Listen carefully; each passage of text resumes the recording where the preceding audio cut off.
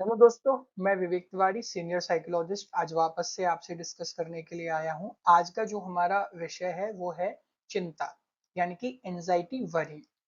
क्या आपको ऐसा महसूस होता है कि आप ज्यादातर समय चिंतित रहते हैं? क्या आपको भी ऐसे विचार आते हैं कि कहीं कुछ गलत नहीं हो जाए? क्या आपने अपने किसी जानकार को, अपने किसी दोस्त को, अपने किसी मित्र को ये कहते हुए सुना है कि वह बहुत ज्यादा एंजाइटी फील कर रहा है और वो चाहते हुए भी उससे बाहर निकल के नहीं आ रहा है? तो ये वीडियो आपके लिए है, आप अंत तक इस वीडियो को जरूर देखें ताकि हम अपनी और अपनों की मदद कर सकें। तो एंजाइटी बेसिकली क्यों हमें प्रॉब्लम क्रिएट करती है, इसको जानने से पहले हम कुछ आंकड़ों पर ध्यान देते हैं कि आज के समय में और पुराने समय में क्या परिवर्तन आए हैं आंकड़ों में एंजाइटी के केसेस को लेकर। आइए हम आंकड़ों के बारे में जानते हैं। सिर्फ 33 साल के अंदर 1990 से लेकर 2023 में ये स्टडी की गई है, इसके अंदर अंदर लगभग लगभग 123.5% केसेस में उछाल आया है एंजाइटी के। साथ में आप ये देख पाएंगे यहाँ पे कि 100 लोग जो हैं, यानी कि हम में से 100 लोगों में से 6 लोग, हर 100 व्यक्ति में से 6 व्यक्ति जो है एंजाइटी की समस्या से कहीं ना कहीं जूझ रहे हैं। ये जो समस्या है ये एडोलसेंस में ज्यादा देखने को मिल रही है। साथ के साथ में ये भी यहाँ पे देखा गया है स्टडीज में कि जो आपका एज ग्रुप 35 साल से पहले का है, उसमें लगभग 60% लोगों में ये लक्षण ज्यादा देखने को मिलते हैं। इसके बाद लोगों में एंजाइटी की समस्या थोड़ी कम देखी जाती है आंकड़ों के हिसाब से। और इसके अलावा अगर हम बात करें कि ये लक्षण या फिर ये आंकड़े इतने ज्यादा भयभीत करने वाले क्यों हैं, तो उसके पीछे कहीं ना कहीं कारण है ट्रीटमेंट गैप, यानी कि समय पर इलाज ना लेना, समय पर जागरूकता ना लाना, समय पर विशेषज्ञ से परामर्श या सलाह नहीं करना। तो जिस वजह से आप देख सकते हैं आंकड़ों में लगभग 10 व्यक्तियों में से सिर्फ 2 व्यक्ति ऐसे हैं जो अपने लिए हेल्प सीख कर रहे हैं या फिर एक्सपर्ट्स के पास जा रहे हैं। उन 10 में से 8 व्यक्ति ऐसे हैं जो आज के समय में भी कहीं ना कहीं अपने अंदर वो लक्षण महसूस कर रहे होंगे, उसके बावजूद भी वो विशेषज्ञों के पास दिखाने के लिए नहीं जा रहे हैं। तो इन आंकड़ों की जब हम बात कंप्लीट करते हैं उसके बाद हम अगले पड़ाव पे चलते हैं जहां पे हम जानेंगे एंजाइटी के कुछ ऐसे लक्षणों के बारे में, ऐसे कुछ सिम्टम्स के बारे में जिन्हें हम अपने अंदर आइडेंटिफाई कर सकते हैं या फिर अपने आसपास के लोगों में भी आइडेंटिफाई कर सकते हैं।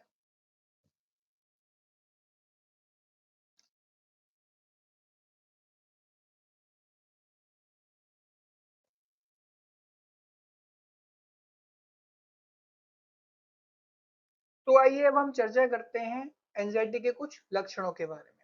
तो एंजाइटी के लक्षणों को अगर हम देखें तो हम बेसिकली इनको 4 कैटेगरीज में डिवाइड करके देख सकते हैं। फिजिकल सिम्टम्स के अंदर हम इनको आइडेंटिफाई करके देख सकते हैं, हम इमोशनल सिम्टम्स के अंदर इनको देख सकते हैं, साथ में कॉग्निटिव सिम्टम्स और बिहेवियरल सिम्टम्स के अंदर हम इनको आइडेंटिफाई करके देख सकते हैं। कैटेगरीज में इनको इसलिए डिवाइड किया जाता है ताकि हमारे लिए लक्षणों को समझना बहुत ज्यादा आसान हो जाए। तो सबसे पहले हम देखेंगे जो फिजिकल सिम्टम्स आते हैं उसके अंदर आपकी जो हृदय गति है वो आपको बढ़ी हुई महसूस हो सकती है, आपको बहुत ज्यादा पसीना महसूस हो सकता है, ट्रैम्बलिंग और शेकिंग आपको महसूस हो सकती है, यानी कि बॉडी में कंपन आपको महसूस हो सकता है, आपको सांस की कमी महसूस हो सकती है, आपको ऐसा लग सकता है कि जैसे आपकी दम घुट रही है, साथ में आपकी जो मांसपेशियां हैं उनमें आपको तनाव या खिंचाव महसूस हो सकता है, आपका जो स्टमक है, आपका जो पेट है उसमें आपको थोड़ी सी गड़बड़ी महसूस हो सकती है। इसके अलावा आप अपनी नींद में भी थोड़ा सा डिस्टरबेंस महसूस कर सकते हैं।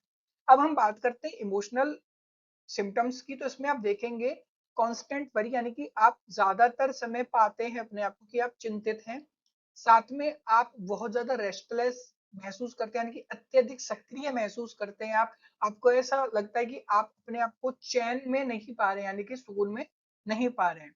इसके अलावा फीलिंग्स ऑफ फियर एक बहुत कॉमन इमोशन है एंजाइटी में, यानी कि हमें फियर होता है, इनसिक्योरिटीज होती है जिसकी वजह से ये सिम्टम्स ज्यादा बढ़ रहे होते हैं। फिर बात करते हैं इरिटेबिलिटी, चिड़चिड़ापन इसमें बहुत ज्यादा बढ़ने को मिलता है। हो सकता है कि हम अपने जो करीबी है उनसे चिड़चिड़ेपन में बात करना शुरू कर दें, या फिर हमारे जो जानकार हैं जिनमें ऐसे सिम्टम्स हो वो हमसे थोड़ा सा चिड़चिड़ा स्वभाव करना शुरू कर दें। इसके बाद आता है इमोशनल एग्जॉशन, यानी कि आप इमोशनली एग्जॉस्टेड फील हो सकता है। कॉग्निटिव सिम्टम्स की बात, कॉग्निटिव सिम्टम्स में आप देखेंगे, आप ज्यादातर समय अपने आप को पा सकते हैं कि आप ओवर थिंकिंग में इन्वॉल्व हैं। इसके अलावा आप परिणामों के बहुत ही ज्यादा नकारात्मक होने की जो संभावना होती है उस पर ज्यादा ध्यान देते हैं बजाय कुछ सकारात्मक संभावनाओं के। इसके अलावा आप देखेंगे कि आपको अटेंशन कॉन्सेंट्रेट करने में, यानी कि ध्यान केंद्रित करने में भी समस्या महसूस हो सकती है। साथ में आप पा सकते हैं कि आपको ज्यादातर समय नकारात्मक विचार ही चल रहे हैं। व्यावहारिक लक्षणों की अगर हम बात करेंगे तो यहाँ पे आप पाएंगे कि आप ऐसी सिचुएशंस को, लोगों को अवॉइड करना शुरू कर देते हैं जहां पे आपको महसूस होगी कि हमारी एंजाइटी ज्यादा बढ़ सकती है। इसके अलावा आपको फैसले लेने में कठिनाई महसूस हो सकती है, या फिर फैसले लेने के बाद उन पे टिके रहने में भी कठिनाई महसूस हो सकती है। फिर हम बात करते हैं प्रोक्रास्टिनेशन की, जहाँ पे आपको टालने की प्रवृत्ति आपके अंदर पैदा हो जाती है, जहाँ पे आप काम को टालना शुरू कर देते हैं। फिर आता है एक महत्वपूर्ण सिम्टम कि हम कई बार रीअश्योरेंस सीख करना शुरू कर देते हैं। जो नकारात्मक विचार हमें आ रहे होते हैं उसके बारे में हम अपने आसपास में लोगों को, या फिर जिन पे हमें बहुत ज्यादा भरोसा होता है उनसे हम पूछना शुरू कर सकते हैं, कर देते हैं कई बार, कि कहीं ऐसा गलत तो नहीं होगा, मुझे ये जो विचार आ रहे हैं कहीं ऐसा हो तो नहीं जाएगा। क्योंकि वो बहुत ज्यादा डिस्टर्ब होती है, इस वजह से उनके जहन में ये सवाल आते हैं और ये बार बार आपसे पूछना शुरू कर देते हैं। इस सवाल के बाद जब आप उनको जो जवाब देते हैं उससे थोड़ी देर के लिए उन्हें हो सकता है सुकून मिल जाए, लेकिन वापस से वो विचार उनके ऊपर क्या हो सकते हैं, हावी हो सकते हैं। तो यहाँ पे हमने देखा है कि कौन कौन से साइन एंड सिम्टम्स हो सकते हैं एंजाइटी वाले व्यक्ति के अंदर जिसको एंजाइटी फील हो रही है। ध्यान रखिए कि ये जो मैंने लक्षण यहाँ पे डिस्कस किए हैं इनका पर्पस डायग्नोसिस बिल्कुल भी नहीं है। हर व्यक्ति में ये लक्षण अलग अलग तरीके से हो सकते हैं। किसी में किन्हीं लक्षणों की अधिकता पाई जा सकती है और किसी में दूसरे लक्षणों की कमी पाई जा सकती है। तो इसके लिए बेहतर है कि अगर आप में ऐसे सिम्टम्स महसूस हो रहे हैं तो एक मनोचिकित्सक या मनोवैज्ञानिक या फिर क्लिनिकल साइकोलॉजिस्ट, जिनको हम नैदानिक मनोवैज्ञानिक भी कहते हैं, आप पहले उनसे परामर्श करें, उसके बाद ही डायग्नोसिस इसको माने। अब अगली स्लाइड में हम जानेंगे कि लक्षणों के पीछे क्या-क्या संभावित कारण हो सकते हैं। तो संभावित कारणों की अगर हम बात करें तो देखिए सबसे महत्वपूर्ण कारण आता है जेनेटिक्स का निकल के, कि कहीं ना कहीं अगर हमारी फैमिली में किसी को एंजाइटी रही है, मम्मी की तरफ से, पापा की तरफ से, तो भी हमें वो लक्षण महसूस हो सकते हैं। इसके अलावा ब्रेन केमिस्ट्री, यानी कि जो हमारे न्यूरोट्रांसमीटर्स होते हैं, डोपामीन हो गया, सेरोटोनिन हो गया, इनमें जो चेंजेस होते हैं उसकी वजह से भी हमें ये सिम्टम्स महसूस हो सकते हैं। स्ट्रेस, यानी कि लॉन्ग टर्म कोई स्ट्रेस आपके ऊपर चला जा रहा है, चाहे वो आपके एकेडमिक्स से रिलेटेड हो, जॉब से रिलेटेड हो, आपके फाइनेंसेस से रिलेटेड हो, तब भी आपको एंजाइटी फील हो सकती है। ट्रॉमा और पास्ट एक्सपीरियंसेस, यानी कि कुछ ऐसी घटनाएं घटी आपके अतीत में, आपके पास्ट में, जिनसे आप उबर नहीं पा रहे हैं, आपके कुछ ऐसे अनुभव रहे जिनसे आप उबर नहीं पा रहे हैं, उन उसकी वजह से भी ऐसे लक्षण हमें अभी वर्तमान में पैदा हो सकते हैं, वर्तमान में ऐसे सिम्टम्स हमें महसूस खुद के अंदर हो सकते हैं। पर्सनैलिटी ट्रेट्स की बात करें कि कई बार हमारे कुछ व्यक्तिगत कारण भी होते हैं, जैसे कि मैं बहुत ज्यादा सेंसिटिव हूँ चीजों को लेके, या फिर मैं बहुत ज्यादा परफेक्शनिस्ट हूँ, तो भी मुझे ये लक्षण महसूस हो सकते हैं। इसके अलावा एनवायरमेंट, होम एनवायरनमेंट हो गया, आपके टॉक्सिक रिलेशनशिप में अगर आप हैं, आपका जो ऑफिस एनवायरनमेंट है वो ऐसा है जहाँ पे आपको बहुत ज्यादा प्रेशर महसूस हो रहा है, तो भी आपके अंदर ये सिम्टम्स महसूस हो सकते हैं। स्टूडेंट्स को कई बार प्रेजेंटेशन के टाइम पे, एग्जामिनेशन के टाइम पे ये सिम्टम्स महसूस हो सकते हैं। इसके अलावा लाइफ में कई बार जो चेंजेस आते हैं, जैसे कि कई बार फीमेल्स को शादी हो रही होती है, बेबी हो रहा होता है, तब ये एंजाइटी के सिम्टम्स बहुत ज्यादा देखने को मिल सकते हैं। या फिर कोई व्यक्ति है वो अगर जॉब चेंज कर रहा है, या फिर कोई बच्चा है वो अगर सिटी चेंज कर रहा है पढ़ाई के लिए, अपनी एजुकेशन के लिए, तो उसके अंदर भी ये सिम्टम्स महसूस उसे हो सकते हैं। फाइनेंशियल प्रेशर बहुत ज्यादा बड़ा एक रोल प्ले करता है इसमें, क्योंकि हम इनसिक्योर होते हैं अपने फाइनेंसेस को लेके, जिसकी वजह से भी ये लक्षण बहुत ज्यादा हम पे हावी हो सकते हैं। हेल्थ कंडीशंस में भी हो सकता है, किसी को क्रॉनिक इलनेस रही है, किसी को पेन डिजीज है, अगर हार्मोनल इम्बैलेंस हो रहे हैं, लॉन्ग टर्म कोई हेल्थ इश्यूज आपको चल रहा है, तो उसमें भी हमारे अंदर बेचैनी और घबराहट शुरू होना हो जाती है। कई बार ये जहन में सवाल आने लगते हैं कि ये बीमारियां मेरे अंदर से कब जाएंगी, ये बीमारियां मेरे अंदर से जाएंगी भी या नहीं जाएंगी, क्या मैं पूरी जिंदगी दवाई खाता रहूंगा। इस तरह के विचार काफी पैदा हो सकते हैं, जिससे एंजाइटी के सिम्टम्स हम पे हावी हो सकते हैं। फिर देखेंगे सोशल मीडिया एंड कंपैरिजन।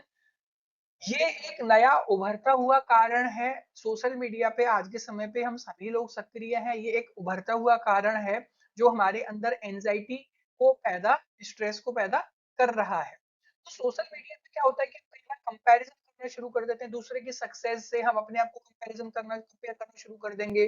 दूसरे की फाइनेंशियल स्टेबिलिटी से हम खुद की फाइनेंशियल स्टेबिलिटी को कंपेयर करना शुरू कर देंगे। दूसरों की सक्सेस से हम अपनी सक्सेस को कंपेयर करना शुरू कर देंगे, जिसकी वजह से भी एंजाइटी के सिम्टम्स आप पर हावी हो सकते हैं। तो और जो महत्वपूर्ण कारण है वो होता है सब्सटेंसेस, जिसमें आप कैफीन इनटेक आपका रोल प्ले करता है। आज की भागदौड़ भरी जिंदगी में हम कई बार कैफीन इनटेक अपना बहुत ज्यादा हाई रखते हैं, कॉफी पी रहे हैं, हम चाय पी रहे हैं, चॉकलेट्स खा रहे हैं, जिससे भी ये सिम्टम्स महसूस हो सकते हैं। इसके अलावा हम कई बार ये मान के चलते हैं, एक मानसिकता के साथ चलते हैं कि स्ट्रेस अगर ज्यादा है तो उसको दूर करने के लिए हम अल्कोहल का सहारा ले सकते हैं, निकोटीन का, ड्रग्स का सहारा ले सकते हैं, कुछ सब्सटेंसेस ऐसे ले सकते हैं जिससे हमें स्ट्रेस फ्री हो जाएंगे। तो वास्तविकता में क्या होता है कि आप उस पर्टिकुलर टाइम में हो सकता है कि स्ट्रेस फ्री टेम्परेरी करें, लेकिन वास्तविकता में आपके अंदर बायोलॉजिकल और साइकोलॉजिकल और भी कई सारी डिजीजेस पैदा करके जा रहे हो। इसके अलावा एक जो महत्वपूर्ण कारण है वो होता है लैक ऑफ स्लीप, यानी कि या तो किसी कारणवश आप सो नहीं पाए हैं, या फिर आप अपने स्ट्रेस लेवल की वजह से सो नहीं पा रहे हैं। इस वजह से भी आपके अंदर जो है एंजाइटी के सिम्टम्स पैदा हो सकते हैं।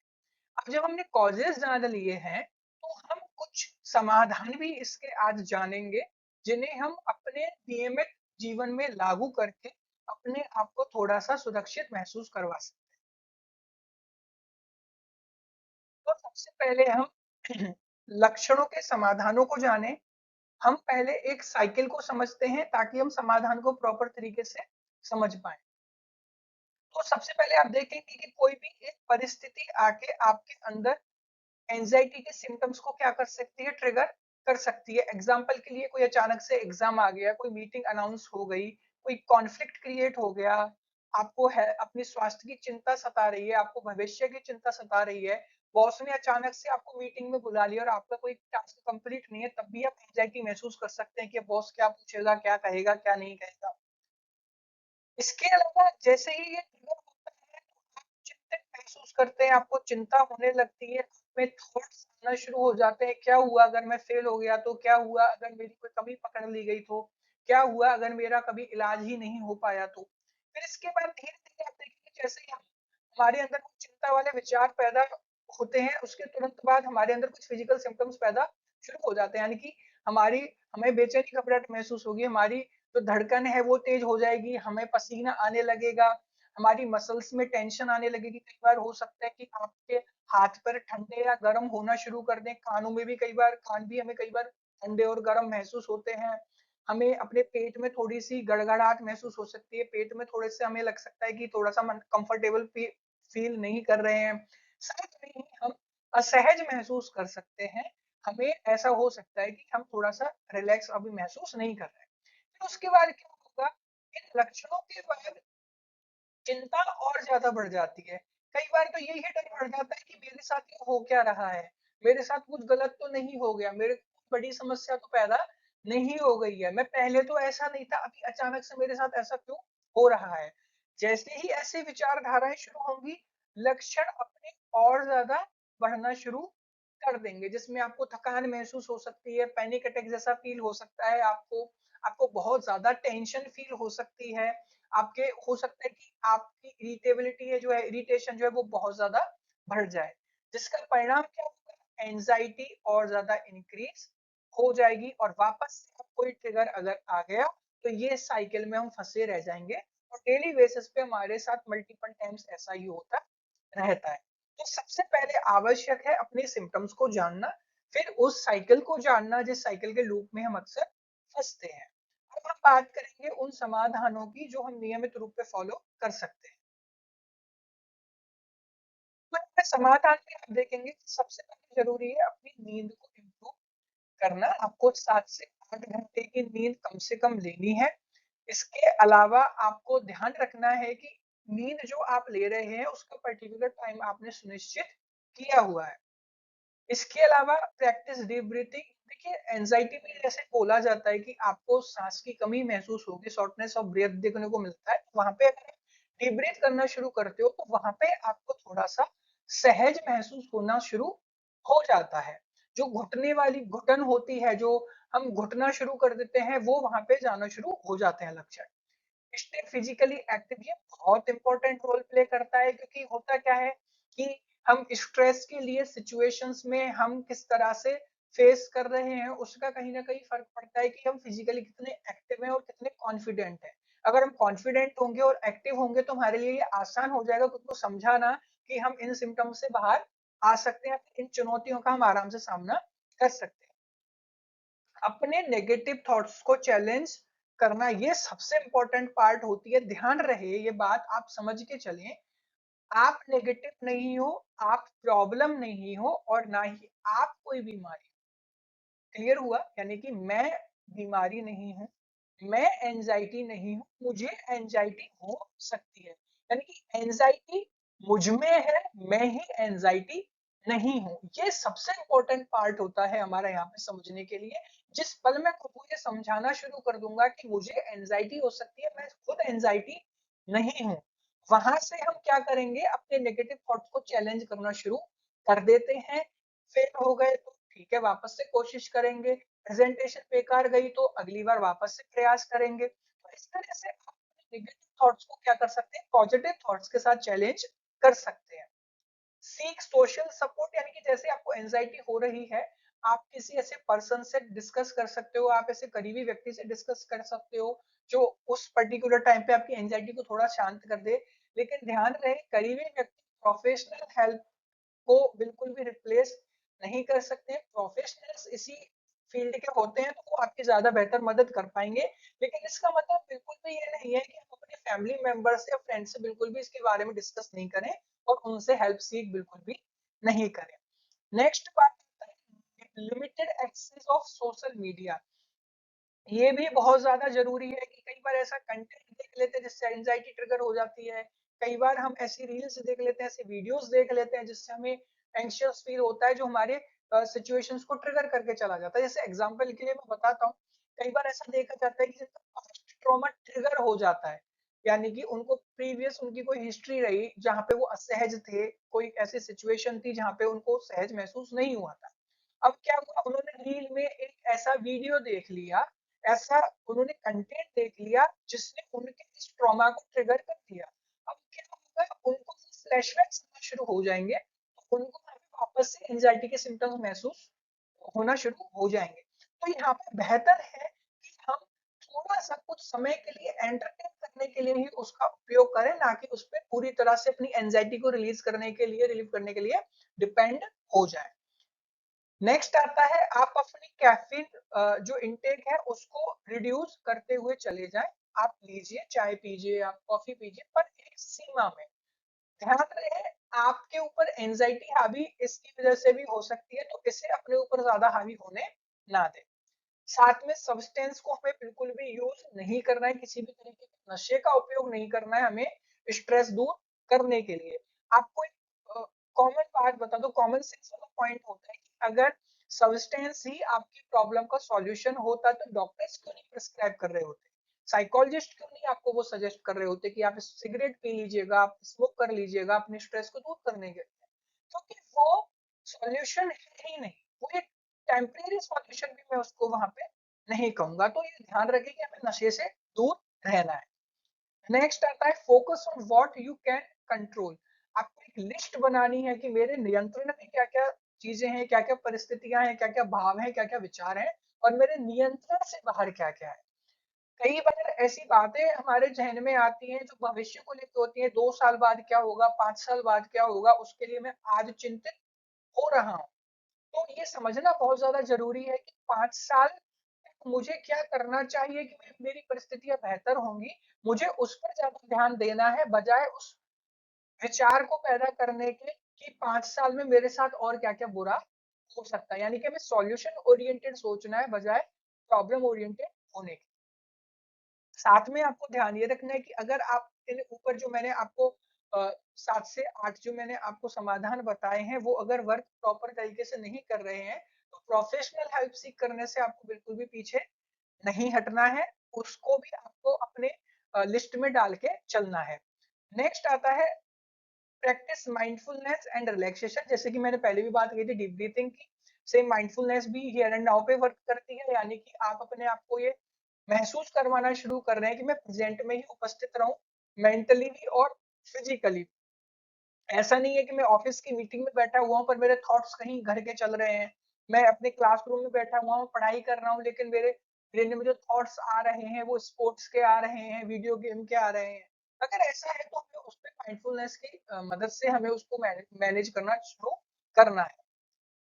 आगे जब हम बढ़ेंगे तो उसमें देखिए ये है कि हमें कब मदद अपने लिए ले लेनी चाहिए, कब हमें प्रोफेशनल से हेल्प ले लेनी चाहिए। तो सबसे ज्यादा जरूरी है ये देखना कि अगर आपको कॉन्स्टेंटली आप चिंतित महसूस कर रहे हैं, आपको स्लीप प्रॉब्लम्स ज्यादा बढ़ती हुई जा रही हैं, आपकी पढ़ाई पे, आपके एकेडमिक्स पे, आपके परफॉर्मेंस पे, आपके वर्क पे इसका इम्पैक्ट आना शुरू हो गया है, आपके रिलेशंस जो हैं वो बहुत ज्यादा अब इसकी वजह से प्रभावित होना शुरू हो गए हैं, आपका जो अवॉइडेंट बिहेवियर है, सिचुएशंस परिस्थितियों से जो भागना है, लोगों को फेस करने की जो प्रवृत्ति है, उसको अवॉइड करना है, वो बहुत ज्यादा बढ़ गई है। शारीरिक लक्षण अगर बहुत ज्यादा बढ़ रहे हैं, आप ज्यादा ओवर ब्लेमिंग फील कर रहे हो, बहुत ज्यादा आपको एग्जॉस्टेड फील हो रहा है, और अगर सिम्टम्स बहुत ज्यादा बढ़ते हुए जा रहे हैं, यानी कि अपने नियंत्रण से बाहर होते हुए जा रहे हैं, तो मैं आपको ये प्रोफेशनली सजेस्ट करूंगा कि आपको वहां पे प्रोफेशनल की हेल्प सीख करना बहुत ज्यादा इम्पोर्टेंट है।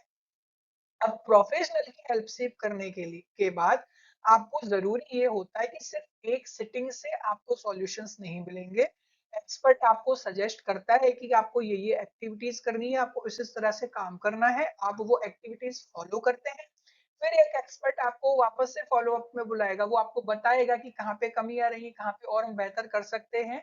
इस तरह से सेशंस आगे चलेंगे। बिल्कुल भी माइंडसेट ये लेकर आप अपने प्रोफेशनल के पास नहीं जाएं कि वो एक ही सिटिंग में, एक ही काउंसलिंग में, या फिर अगर आप साइकेट्रिस्ट से मिलने जा रहे हैं तो वो एक ही दिन की टैबलेट से आपकी पूरी एंजाइटी जो इतने सालों से पनप रही है, इतने समय से जो बढ़ती जा रही है, वो एक साथ खत्म हो जाएगी। होता है क्या है, कई बार जैसे हम ये सोचते हैं कि हम जैसे ही कुछ एक्शन करने के लिए जाते हैं, उस एक्शन में अगर हम रिजल्ट्स ओरिएंटेड ज्यादा हो जाते हैं बजाय प्रोसेस के, तो हमें ज्यादा कॉम्प्लिकेशंस आना शुरू होती हैं। तो कई बार ऐसा होगा, आप लोग जो मेरे वीडियो देख रहे हैं, कई बार आपके साथ ऐसा हुआ होगा कि आपने प्रोफेशनल हेल्प सीखी बट आपको प्रॉपर वहां पे मदद महसूस नहीं हुई। तो काउंसलिंग सेशंस को कंटिन्यू करना है, उस पर्टिकुलर व्यक्ति के साथ नहीं करना वो ठीक है, लेकिन हम दूसरे प्रोफेशनल से उसे कंटिन्यू कर सकते हैं। हो सकता है कि कोई प्रोफेशनल जो है वो हमारी समस्या का समाधान हमें प्रॉपर नहीं दे पा रहा, तो हमें वहां पे ये नहीं है कि जनरलाइज कर दें कि सारे एक्सपर्ट्स ही ऐसे होते हैं। बेहतर है कि हम दूसरे एक्सपर्ट्स के पास जाएं और उनसे अपनी समस्या का समाधान ले लें। इसके अलावा अगर आप मुझसे कांटेक्ट करना चाहते हैं तो आप मेरी वेबसाइट से मुझसे कांटेक्ट कर सकते हैं। आप इस मेल आईडी पे और इस व्हाट्सएप नंबर पे मैसेज ड्रॉप कर सकते हैं और आप मेरे डिस्कस कर सकते हैं। मैं उम्मीद करता हूँ कि शायद आज मैं बेहतर तरीके से आपको एंजाइटी समझा पाया होऊंगा, उसके लक्षण, उसके कारण समझा पाया होऊंगा, उसकी जो एंजाइटी की साइकिल होती है उसे एक्सप्लेन कर पाया होऊंगा, और आशा करता हूँ कि जो मैंने आपको सुझाव दिए हैं इसको मैनेज करने के लिए आप वो नियमित रूप से फॉलो करेंगे। ध्यान रहे, अगर आपको कोई ज्यादा समस्या महसूस हो रही है तो अपने निकटतम एक्सपर्ट के पास जाएं और उनसे मदद लें। Thank you so much. Next video में वापस से मिलूंगा एक नए टॉपिक के साथ, एक नए एक्सप्लेनेशन के साथ। अगर आप ऐसे ही वीडियोस को देखना चाहते हैं और मेरे से जुड़ा रहना चाहते हैं तो आप मेरे को सब्सक्राइब करें, मेरे को follow. Thank you so much.